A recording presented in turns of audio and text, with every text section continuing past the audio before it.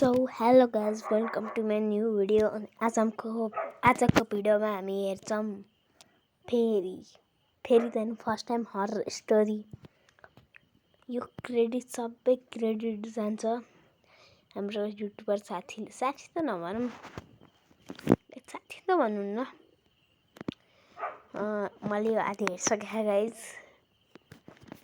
भाई अच्छा उसके दादा दादी काफी पागल तो तुम्हारा कहानियां जो खबर नहीं बनती के एपिसोड 3 में। और प्लीज चैनल की नोटिफिकेशन ऑन कर लो ताकि कोई भी न्यू अपलोड तुम मिस ना करो। ये कहानी तब की है जब आयुषी सिर्फ 10 साल की थी और वो अपने पेरेंट्स के साथ अपने दादा दादी के घर पे रहा करती थी। उसके दादा दादी काफी खुश थे कि वो पूरे परिवार के साथ एक ही छत के नीचे रह रहे हैं। उस समय आयुषी के पापा ज्यादातर ऑफिस के काम से शहर से बाहर ही रहते थे और घर में आना उनका काफी कम होता था। पर अब किसी फैमिली रीजन से दादा दादी को भी कहीं और शिफ्ट होना पड़ा। कुछ ही टाइम बाद खबर आई कि दादा की तबीयत काफी खराब है और वो हॉस्पिटल में है। आयुषी के पापा दादाजी का ख्याल और देखभाल करने के लिए हॉस्पिटल में ही रहा करते थे और आयुषी भी कभी कभी उनसे मिलने जाती थी। दादाजी आयुषी के पापा से हमेशा सिर्फ एक ही बात कहते थे कि बेटा मुझे अपने बेटे बहू के साथ रहना है, मुझे यहाँ से ले चलो। और जिस दिन उनकी डेथ हुई उस दिन भी उन्होंने यही कहा था कि बेटा मेरा यहाँ पर मन नहीं लगता, हम कब घर जाएंगे। ये उनकी आखिरी इच्छा थी और आयुषी के पापा उसे कभी पूरा नहीं कर पाए। ये चीज काफी ज्यादा बुरी लगती है जब कोई इंसान बूढ़ा हो जाता है और अपने डेथ बेड पे होता है और उसकी लास्ट विश भी पूरी नहीं हो पाती। मुझे नहीं पता मेरे दादा दादी की क्या लास्ट विश थी, लेकिन इस वीडियो के एंड में मैं अपने दादा दादी से रिलेटेड एक स्टोरी सुनाऊंगा, जरूर सुन के जाना। आयुषी के दादा की डेथ को अब 2 महीने हो चुके थे और आयुषी अपनी मम्मी और मेट के साथ घर पे ही रहा करती थी। कभी कभी आयुषी के मामा और उनके बच्चे जो सिर्फ 5 मिनट की दूरी पे थे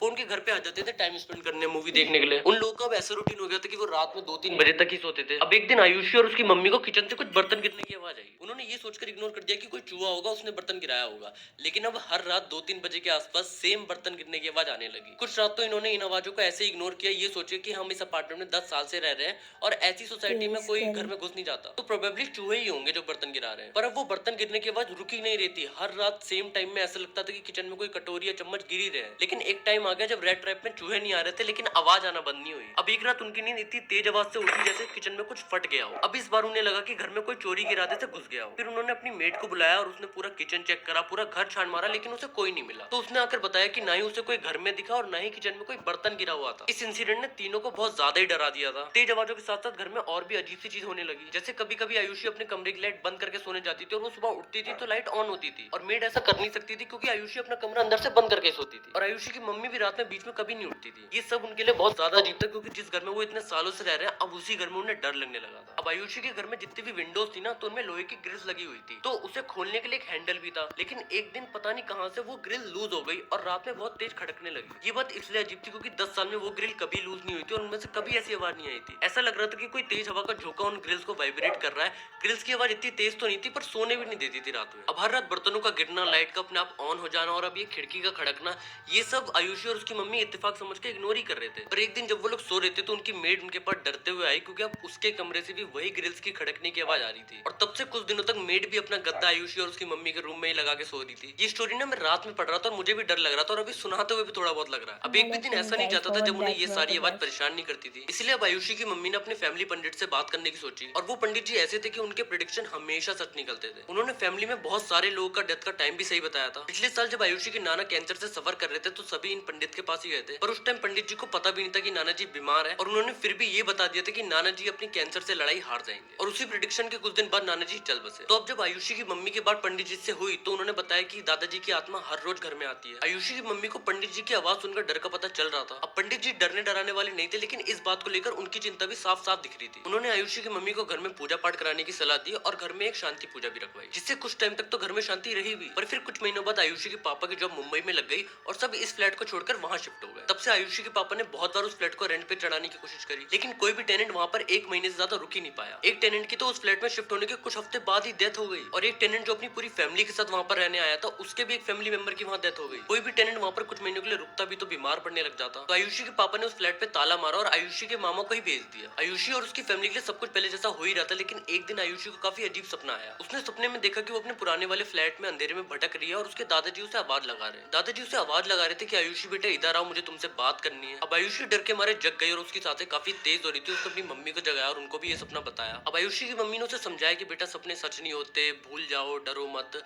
ये सब कहने की बात है, डर तो आयुषी की मम्मी को भी लग रहा था। अब आयुषी को हर रात वही सपना आता कि उसके दादाजी उसे बुला रहे हैं, पर दादाजी को आयुषी तक पहुंचने का कोई रास्ता नहीं मिल रहा था। और एक दिन आयुषी ने अपने मम्मी पापा से बोला कि वो अपने पुराने घर जाना चाहती है। पहले तो आयुषी के मम्मी पापा उसे काफी मना कर रहे थे, लेकिन आयुषी इतना जिद कर रही थी तो वो लोग उसे दिखाने ले गए। जब आयुषी अपने पुराने घर पहुंची तो उसने देखा कि अभी भी यहाँ पर ताला लगा हुआ है और उस घर का अंधेरा और सन्नाटा उसके दिल को और भी डरा रहा था। उसने अपनी मम्मी से पूछा कि मम्मी क्या हम अंदर जा सकते हैं? मम्मी ने थोड़ा घबरा के बोला कि नहीं बेटा, अब यहाँ पर कोई नहीं रहता, हम नहीं जा सकते अंदर, हम सिर्फ देखने आए। अब आयुषी की बेचैनी बढ़ती जा रही थी और उसे लग रहा था कि घर में कुछ तो है, जैसे कोई अंधेरे में चलते हुए उसे देख रहा हो। मगर वो लोग अंदर नहीं गए और बाहर से ही वापस चले गए। अगर तुम में से कोई भी बंदा ये वीडियो रात में देख रहा है ना, तो मैं तुम लोगों से पहले ही सॉरी बोल रहा हूँ, क्योंकि मुझे पता है तुम लोगों ने एक्सपेक्ट नहीं किया होगा कि मैं आज कोई हॉरर स्टोरी सुनाऊंगा। तो अब काफी साल बीत गए थे और आयुषी काफी बड़ी हो चुकी थी, पर वो पुराने घर की यादें उसके अंदर से जा नहीं रही थी और वो डरावने सपने उसे आज भी आते थे। उसने अपने कॉलेज के फ्रेंडों को भी ये कहानी सुनाई, लेकिन सबने उसे मजाक ही समझा। अब एक दिन आयुषी के फ्रेंड ने उसे इंसिस्ट किया कि वो उन्हें उस पुराने वाले फ्लैट में लेके जाए और रात गुजारे। अब आयुषी ने पहले तो मना किया, लेकिन फ्रेंड्स के बार बार कहने पे आयुषी मान गई। बताओ, एक लड़की जिसे बचपन से डर लगता हुआ आ रहा है और उसे सपने आज तक आते हैं उस फ्लैट के, और वो अपने दोस्तों के कहने पे मान गई चलने के लिए। ऐसी दोस्ती से ना तुम लोग जितना दूर रह सकते हो ना, उतना रहना। अब आयुषी और उसके फ्रेंड ने डिसाइड किया कि वो लोग वीकेंड पे जाएंगे उसके पुराने वाले घर में और एक रात गुजारेंगे। वीकेंड पे रात के 10 बजे के आसपास सब लोग उस फ्लैट में पहुंच गए। घर के बाहर अभी भी ताला लगा हुआ था, लेकिन आयुषी के मामा ने उसे चाबी दे दी थी खोलने के लिए। जब आयुषी ताला खोल रही थी तो उसके फ्रेंड ने ऐसी मजाक में बोला कि आयुषी डर मत, हम सब साथ है तेरे, कुछ नहीं होगा। और घर के अंदर कदम रखते ही ना सबको अजीब सा लगा। सब लोग एक बार को ये सोच रहे थे कि घर इतने टाइम से बनता है, इसलिए शायद उन्हें ऐसा फील हो रहा हो, क्योंकि भाई उस घर में इतने सालों में एक दो टेनेंट की डेथ हो गई थी और भाई उसके दादाजी के सपने आत्मा हॉन्ट करती थी, और तुम लोग भाई आ गए वीकेंड मनाने यहाँ पर, अजीब सा लगेगा भाई, ऑब्वियसली लगेगा। अब आयुषी और उसके दोस्तों ने देखा कि घर का हर कोना अंधेरे में है और एक सन्नाटा छाया हुआ है, तो सबने अपनी फ्लैश लाइट ऑन करके घर का इंस्पेक्शन लेने लगे। किचन, बेडरूम, लिविंग रूम सब में धूल जमी हुई थी। चारों दोस्तों ने उसका पुराना वाला घर देखा और एक बेडरूम में वो लोग अपना स्लीपिंग बैग लगा के बैठ गए। अब रात के लगभग 12 बजे सब एक दूसरे को ना कहानियां सुनाने लग गए, वो भी डरावनी, क्योंकि ना टीनेजर्स में ना एक अलग ही चुल होती है और ये मूवी देख के और आ जाते हैं कोई हॉन्टेड सी, जहाँ पर कोई बंदा भाई हॉन्टेड होटल या फिर हॉन्टेड जगह जाता है और ये सारी डरावनी कहानियां सुनाते हैं। ये सब मूवीज में ही होता है, ये देख के ये लोग रियल लाइफ में भी करते हैं कि चलो किसी हॉन्टेड जगह जाएंगे, एक दूसरे को डरावनी कहानियां सुनाएंगे, अलग ही थ्रिल मिलेगा। असली में ना एक हॉन्टेड एक्सपीरियंस तुम्हें जिंदगी भर के लिए हनुमान चालीसा याद करवा देता है। तो अब सब एक दूसरे को डरावनी कहानियां सुना रहे थे और एक दोस्त ने आयुषी से पूछ लिया कि आयुषी क्या तुम्हें अभी भी वो सारे डरावने सपने आते हैं? आयुषी ने थोड़ा घबरा के बोला कि नहीं, अब नहीं आते वो मुझे सपने, पर ये घर मुझे आज भी डराता है, क्योंकि यहाँ पर मौतें हुई हैं। बचपन में मैं जिस घर में रहता था ना, तो वहाँ पर हमने एक कमरा किराए पे दे रखा था, तो वहाँ पर हमारे एक किराएदार ने ना अपने आप को कर लिया था, ठीक है। तो उसके बाद से ना मेरी वहाँ फटती थी उस रूम से जाने में भी। यहाँ ये अपने चारों दोस्तों को लेके आ गई उस फ्लैट में जहाँ पर लोगों की डेथ हुई है भाई। अब ऐसे ही आयुषी के सारे दोस्त एक दूसरे को कहानी सुनाते सुनाते सो गए। और गेस व्हाट, नींद में सबको किचन से बर्तन गिरने की आवाज आई, जैसी आयुषी और उसकी मम्मी को आते थे बचपन में। और इस बार तो किचन में कोई बर्तन रखे भी नहीं हुए थे। अब सबने वो आवाज सुनी और आयुषी को तो मानो बुरा हाल हो गया। और अब सारे दोस्तों ने चुपचाप फ्लैट में ताला मारा और जिस गाड़ी से आए थे ना, उसी गाड़ी में बैठ के निकल लिया भाई अपने घर के लिए। अब गाड़ी में बैठने के बाद सारे दोस्त एक दूसरे से हंसी मजाक करने लगे दोबारा से, क्योंकि दोस्तों के बीच में ज्यादा देर तक वो सीरियस रहता नहीं है। लेकिन कहीं ना कहीं सबकी बराबर से फटी हुई थी उस एक्सपीरियंस। अब मैं ना तुम लोग को थोड़ी अपनी दादा दादी की स्टोरी सुनाता हूँ। तो ये बात है 1 मई 2012 की, मैं 12 साल का था और मुझे ना क्रिकेट खेलना और देखना बहुत पसंद था और उस टाइम आईपीएल चल रहा था और मैं जिस टीम को सपोर्ट कर रहा था वो उस दिन बहुत गंदा हारी और मेरे ना हॉल में टीवी हुआ करता था और मेरा हॉल ना काफी ज्यादा बड़ा था, उसी में दादा दादी का बिस्तर भी लगा हुआ था। मेरे दादा दादी ना काफी ओल्ड हो चुके थे, तुम लोग ऑलमोस्ट 100 ईयर्स मान लो। तो मैं हॉल में बैठ के मैच देख रहा था और टीम के हारने के बाद मैं 8-9 बजे भाई सो गया उस दिन। अब सुबह के 2 बजे ना मेरी आंख खुलती है और मैं देखता हूँ कि भाई मैं अपनी बहन की गोद में हूँ और वो मुझसे बोलती है कि संजू दादी गई, और मैं इस इमोशन को ना उस टाइम प्रोसेस ही नहीं कर पाया, क्योंकि अभी शाम को तो वो लोग मेरे सामने लेटे हुए थे, मैं भाई हॉल में मैच देख रहा था, खेल भी रहा था किसी बॉल के साथ, और वो लोग मैंने उनको देखा था भाई अच्छा खासा बैठे हुए। मैं अपनी बहन से ना तुरंत बोलने लग गया कि इतना कुछ हो गया, मुझे उठाया क्यों नहीं किसी ने? उन्होंने बोला कि हमने तुझे उठाया, इतना शोर हुआ, आस पड़ोस के लोग भी आ गए, एम्बुलेंस भी आई, लेकिन तू उठा ही नहीं। इवन जब मेरी दादी की डेथ हुई तो मेरे हाथ से उनको गंगा जल भी चढ़ाया गया और मैं नींद में ही था ये सारे काम में। अब इतने सालों बाद मुझे पता नहीं ऐसा क्यों लगता है कि उस दिन मेरी दादी चाहती ही नहीं थी कि मैं उन्हें उस हालत में देखूं, क्योंकि इतना कुछ हो जाता जब किसी के घर में। ऐसा तो नहीं है भाई ऐसी कौन सी नींद में सो रहा था मैं, तो मुझे यही लगता है कि मेरी दादी नहीं चाहती थी मैं उन्हें उस हालत में देखूं, क्योंकि मैंने फोटोज देखी है उस दिन की, इवन की जब दादी को सब गंगा जल वगैरह चढ़ा रहे थे मैंने देखी है, दैट इज।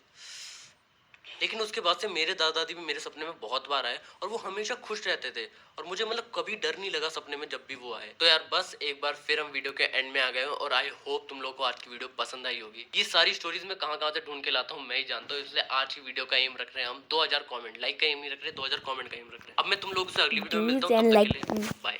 मला तर लाईक पण द्यायचं गाईज, सॉरी पण लाईक द्यायचं गाइस स्टोरी दामी थियो गाइस।